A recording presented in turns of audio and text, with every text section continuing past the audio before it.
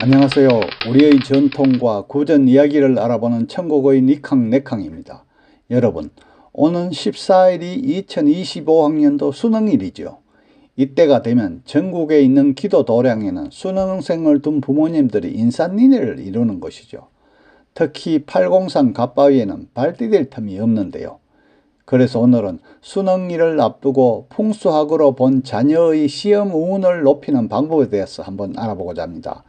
아직까지 이 채널의 구독자가 아니시라면 지금 바로 구독, 좋아요, 알림 설정 꼭 부탁합니다. 여러분, 자식에게 이기는 부모가 없고 자식이 잘 되기를 위해서 그 부모는 무엇이든지 다 한다고 합니다. 특히 고3 수능생을 앞둔 부모라면 지금쯤은 수능생에게 좋다면 지푸라기 하나라도 잡고 싶은 절박한 심정일 겁니다.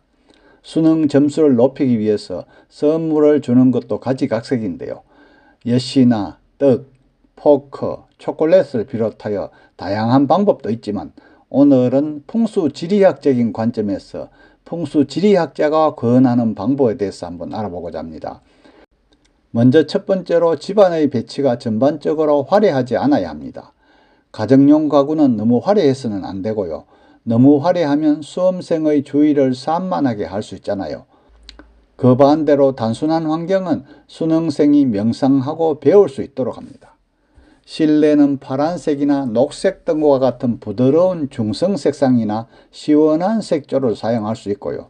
녹색은 더 편안하고 시각적 피로를 덜어주고 눈길을 끄는 효과를 줍니다. 그러나 이것이 마음대로 배치할 수 있다는 의미는 아니죠. 그래도 자녀의 학업 성취도를 높이고 싶다면 배치도 고려하여 성취도를 높이는 게 좋겠죠. 우리가 부처님 앞에서 소원을 비는 것도 고운을 정진시키는 방법인데요. 예를 들어 문수보살님, 문수보살은 불교에서 지혜의 어뜸으로 알려져 있는데요. 예를 들어 마음이 경건하고 한결같으면 문수보살의 지혜를 받을 수 있다, 이런 것입니다. 공부 시간이나 시험 시간 동안 매일 문수보살의 진언을 외우면 상당한 효과를 얻을 수 있다는 겁니다. 두 번째로 책상 세팅에 신경을 쓰는 것입니다.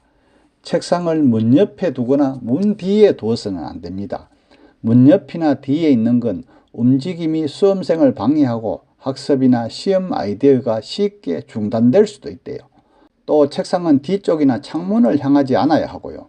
햇빛과 창문 공기가 책상으로 직접 흐르면 사람들의 마음 연구를 방해하는 동시에 학업 운도 도움이 되지 않는다고 합니다. 다음 세 번째로 부기죽으로 포인트를 주어 왕성한 문장으로 운수를 돋게 한답니다.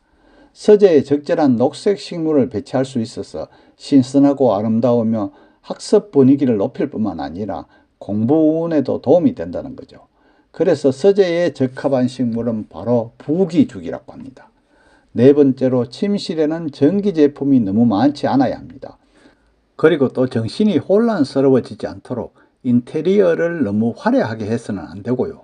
가능한 한 전기기구를 적게 놓아야 한답니다. 마지막으로 식탁과 침대를 벽에 붙이지 말라는 겁니다.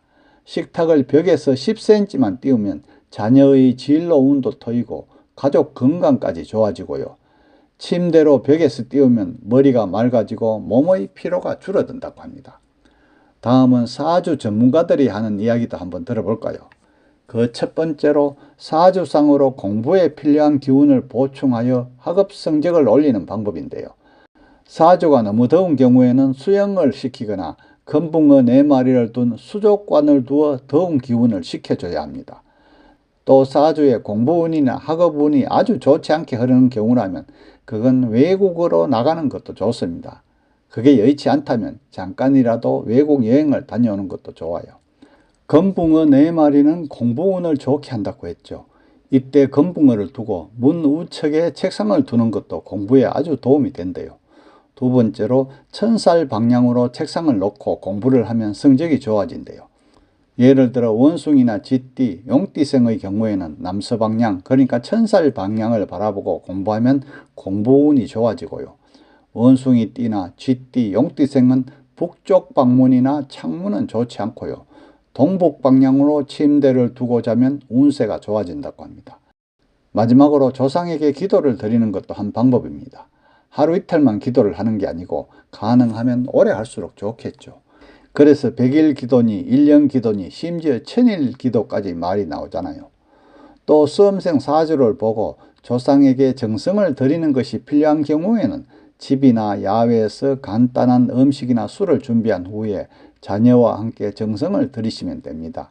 아이 사주에 돌아가신 친할아버지가 불편한 모습을 하고 있는 경우에는 할아버지는 편인, 그러니까 인성에 해당됩니다. 또한 정조할머니는 정관, 관성에 해당하는데요. 아이 사주에 친할아버지나 정조할머니가 불편한 경우에는 자주 정성을 드리면 됩니다. 정성을 드리는 방법은 아주 간단한데요.